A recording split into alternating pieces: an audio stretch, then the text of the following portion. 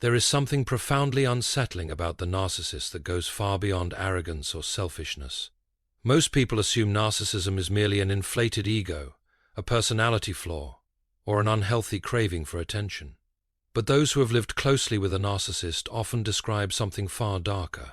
They speak of a presence that feels emotionally suffocating, psychologically invasive, and spiritually draining. They describe leaving conversations confused, ashamed, exhausted, and strangely disconnected from themselves.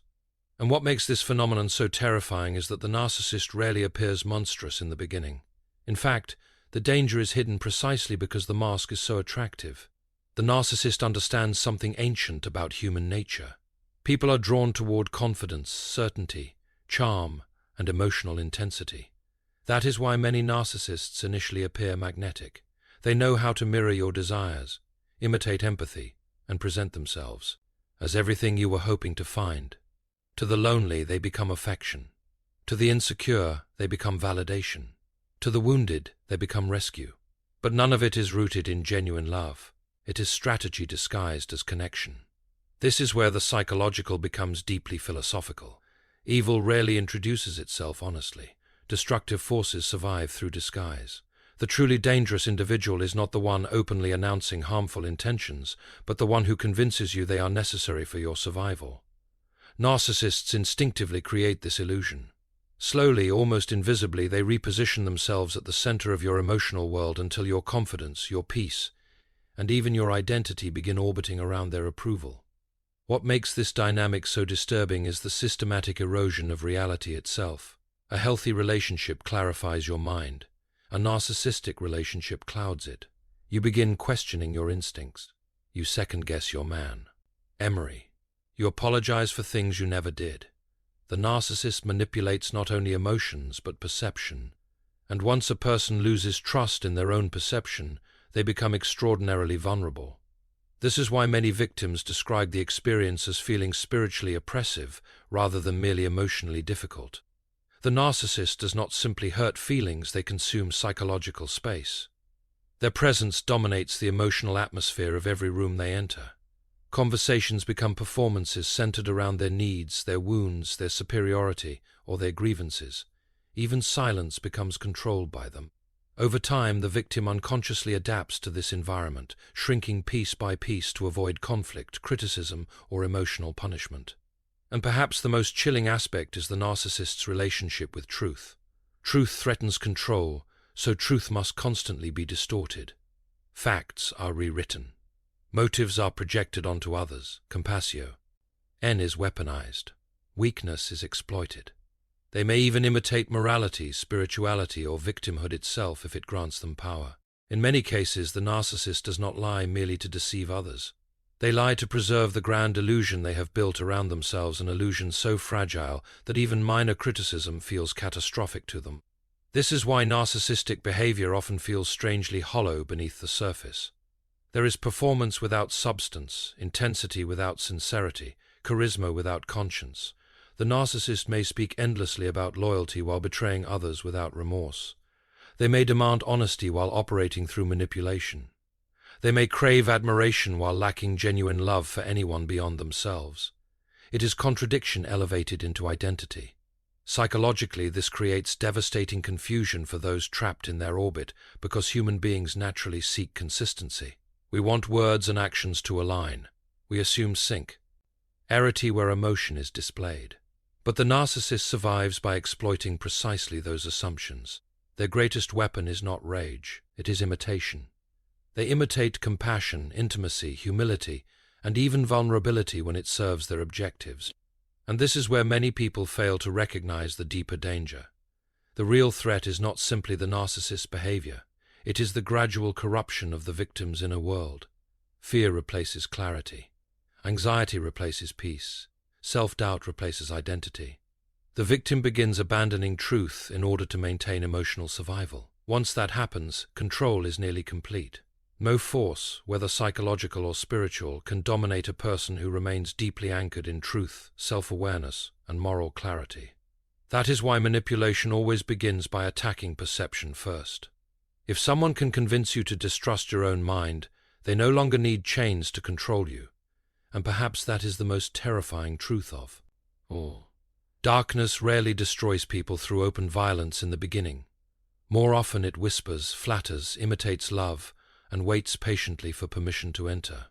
One of the most disturbing realities about narcissistic personalities is that they do not merely seek attention in the ordinary sense. Attention for them is psychological oxygen. Admiration becomes fuel. Control becomes nourishment. Emotional reactions become a source of power.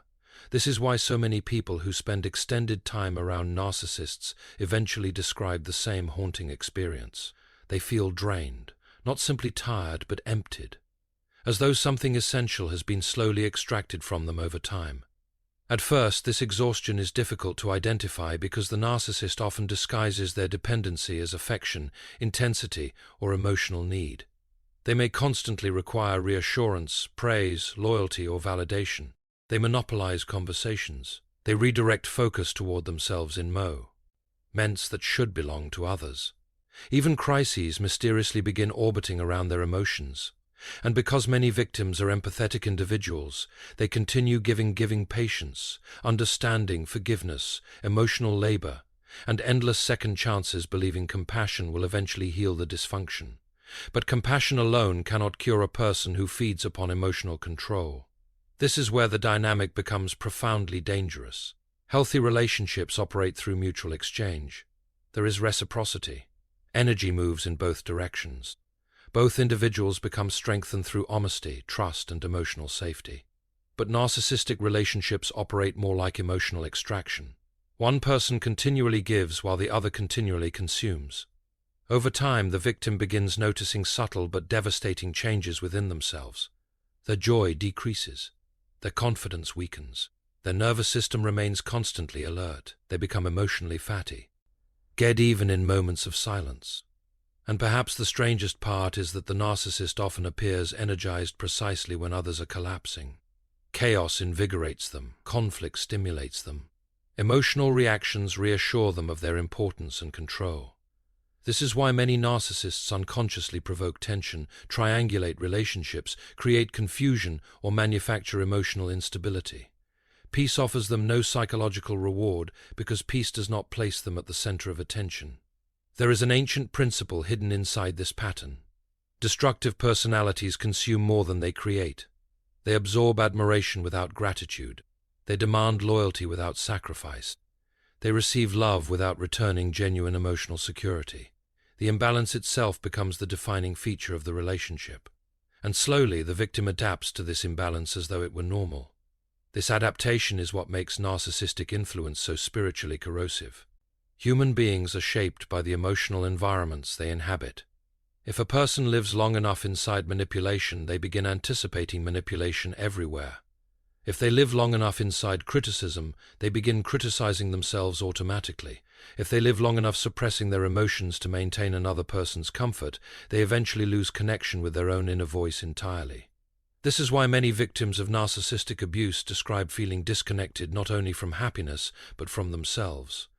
Their thoughts become dominated by survival. They monitor moods constantly. They rehearse conversations mentally before speaking. They become hypervigilant to facial expressions, tone changes, and subtle emotional shifts because they are unconsciously trying to prevent the next emotional attack. The nervous system becomes trained for danger, and yet the narcissist often dismisses the damage they cause. They may accuse the victim of being too sensitive, unstable, dramatic, or ungrateful. This psychological reversal deepens the exhaustion because now the victim must not only endure the abuse, but also defend reality itself. They are forced into a constant state of emotional justification. What makes this especially tragic is that narcissists are often drawn toward individuals who possess qualities they themselves lack: empathy, compassion, creativity, humility, moral depth, emotional warmth. These qualities become resources to exploit. The narcissist senses emotional light in others and instinctively gravitates toward it, not to protect it, but to consume it. That is why so many survivors eventually realize they were loved primarily for what they provided, not for who they truly were. And this realization can be psychologically devastating because it forces a person to confront a painful truth. Some individuals do not approach relationships seeking connection.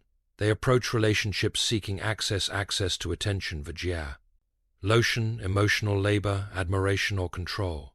But awareness changes everything. The moment a person recognizes the pattern, the invisible transaction begins to lose power. They stop interpreting manipulation as love. They stop mistaking emotional intensity for intimacy. They stop sacrificing their mental peace to satisfy someone who cannot be satisfied because the hunger itself is endless. No human being was designed to live as emotional fuel for another person's emptiness. And the longer you ignore that truth, the more of yourself you slowly surrender away. Because in the end, the most dangerous predators are not always those who attack the body first, but those who quietly feed upon the mind, the spirit, and the soul until the victim no longer remembers who they were before the darkness arrived. What makes narcissistic abuse uniquely devastating is that it rarely begins with open hostility. If it did, most people would recognize the danger immediately and walk away. Instead, it unfolds gradually, almost invisibly, through a series of psychological manipulations that reshape the victim's inner world piece by piece. This is why so many intelligent, strong, and emotionally aware individuals become trapped in these dynamics for years. The battle is not primarily physical, it is psychological. And because it is psychological, the damage often remains hidden long after the relationship itself has ended. The narcissist understands, either consciously or instinctively, that controlling a person's emotions is never enough. Emotions fluctuate. Fear fades. Anger rises and falls. But if they can control a person's perception of reality, then control becomes far more permanent. This is why manipulation becomes their most powerful weapon. One of the earliest signs is confusion. The victim begins noticing contradictions that make no sense. The narcissist says one thing and does another. They promise loyalty while creating betrayal. They demand honesty while constant, lying, distorting facts. They alternate between affection and cruelty with no clear reason. And when the victim attempts to address these contradictions, the narcissist often responds not with clarity, but with psychological reversal. Suddenly the victim becomes too emotional, too sensitive, paranoid, or unstable. This tactic is profoundly destructive because human beings rely upon internal consistency to maintain psychological stability. We need to trust our memory, our instincts, and our interpretation of events. Once those foundations begin eroding, the mind enters a state of uncertainty, and uncertainty creates vulnerability. Over time, the victim begins second-guessing everything. They replay conversations repeatedly. They wonder whether they misunderstood obvious disrespect. They start apologizing simply to restore temporary peace.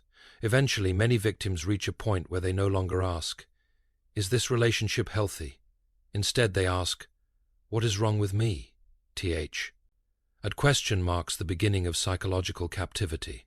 The tragedy is that the victim often mistakes this captivity for love. They believe enduring suffering proves loyalty. They believe sacrificing themselves demonstrates emotional maturity. They continue chasing moments of validation from the very person causing the pain.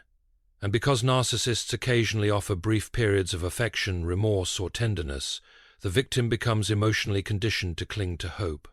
The cycle of reward and punishment creates what psychologists often call trauma bonding, an attachment strengthened not by safety, but by instability. In many ways, this resembles addiction more than love.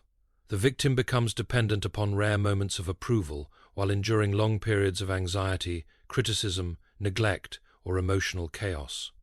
Their emotional world begins revolving entirely around the narcissist's moods. If the narcissist is pleased, there is temporary relief. If the narcissist withdraws, affection, panic emerges.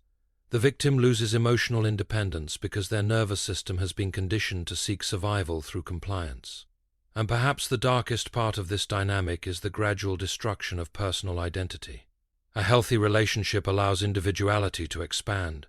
It encourages honesty, curiosity, creativity, and emotional freedom.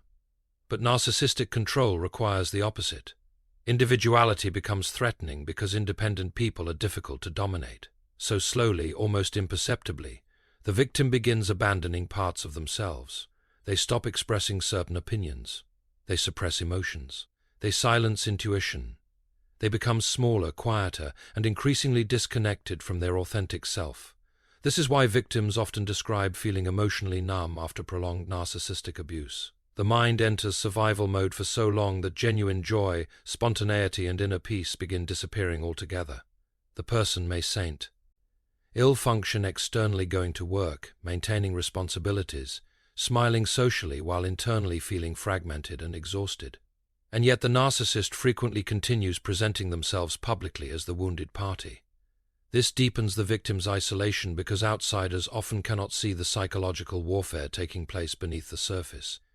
Emotional abuse leaves invisible scars. There are no bruises to photograph, no broken bones to display. The battlefield exists within the mind itself. That is precisely why awareness becomes so powerful. The moment a victim understands the mechanisms of manipulation, the illusion begins weakening. Confusion starts transforming into clarity. They realize the chaos was not accidental. The contradictions were intentional. The emotional instability served a purpose, dependency. And once a person sees the pattern clearly, fear begins losing its authority. Because manipulation survives through secrecy, psychological control, survives through confusion. But truth has a strange power over darkness. The moment truth is spoken clearly, illusions begin collapsing under their own weight.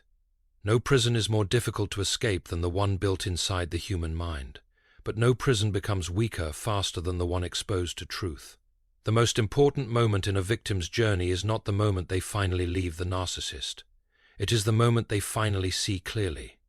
Long before physical separation occurs, there must first be an awakening within the mind. Because as long as a person remains psychologically entangled in illusion, fear, guilt, or emotional dependency, the narcissist continues occupying space inside them even in absence. This is why freedom begins with recognition. The victim must first understand that what they experienced was not normal conflict, excessive love, or personal weakness. It was systematic manipulation. And that realization changes everything because clarity restores what can. Fusion stole. The narcissist survives by distorting perception. Once perception returns, control begins collapsing naturally. But awakening can also feel terrifying. For many victims, the narcissist became the emotional center of life for months or even years. Their moods dictated the atmosphere of the home. Their approval determined emotional stability. Their criticism shaped self-worth. To suddenly recognize that this entire structure was built upon manipulation can feel psychologically overwhelming. Some people even resist the truth initially because illusion, however painful, still feels familiar. Human beings often cling to familiar suffering rather than face uncertain freedom. That is why breaking free requires more than distance. It requires reconstruction of the inner self.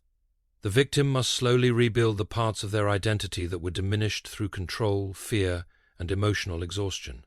And this process cannot happen overnight because narcissistic abuse conduit ions the mind gradually. Healing, therefore, must also occur gradually. One of the first steps is learning to trust one's own perception again. This sounds simple, but for victims of prolonged manipulation, it can be profoundly difficult. They have spent so much time questioning their instincts that certainty feels uncomfortable. They may continue seeking permission to feel what they feel. They may apologize unnecessarily, over-explain themselves, or fear conflict even in safe environments. The nervous system remains trained for danger long after the danger itself is gone. But healing begins the moment a person stops abandoning their own reality to preserve someone else's comfort. This is where boundaries become essential. Boundaries are not cruelty. They are psychological self-respect. They are the refusal to allow another person unrestricted access to your peace, your identity, or your emotional stability. Narcissists often react violently to boundaries because boundaries threaten control. A person who can say no without guilt becomes far more difficult to manipulate. And yet many victims struggle deeply with this because they confuse self-protection with selfishness. They were conditioned to believe their value depended entirely upon sacrifice. But there is a profound difference between compassion and self-destruction. Genuine love does not require the erosion of dignity. Healthy relationships do not demand the annihilation of selfhood. Another crucial part of freedom is understanding that not every battle must be fought through confrontation. Many victims desperately seek closure, confession, or accountability from the narcissist. They hope that one final conversation will produce understanding. But narcissists rarely surrender control willingly because admitting truth threatens the false identity they have constructed around themselves. Sometimes the greatest act of strength is no longer needing validation from the person who harmed you. This does not. Mean bitterness or hatred must consume the heart. Hatred creates another form of bondage. It keeps the mind emotionally chained to the very darkness it seeks to escape. Freedom comes not through obsession with revenge, but through detachment from the need for approval, explanation, or emotional permission. And perhaps this is the deeper lesson hidden within suffering itself. Manipulation only succeeds when a person becomes disconnected from truth, discernment, and inner conviction. The narcissist exploits emotional hunger, insecurity, loneliness, and fear because these vulnerabilities make control easier. But once a person becomes grounded internally, once they rediscover self-respect, clarity, and moral courage, manipulation loses much of its power. The narcissist may still lie. They may still provoke guilt, confusion, or intimidation. But their influence weakens because the victim no longer interprets those tactics through fear. They see them for what they truly are, attempts to regain psychological control. And that is the final transformation. The victims stop seeing themselves as powerless. They stop viewing survival as weakness. They realize they endured something deeply corrosive and yet still retain the ability to awaken. That awakening becomes the beginning of wisdom, because darkness cannot dominate a mind that recognizes it clearly. It cannot enslave a spirit that refuses to surrender truth. And it cannot permanently destroy a person who finally remembers their own worth. In the end, the greatest victory is not merely escaping the narcissist. It is refusing to become spiritually blind ever again.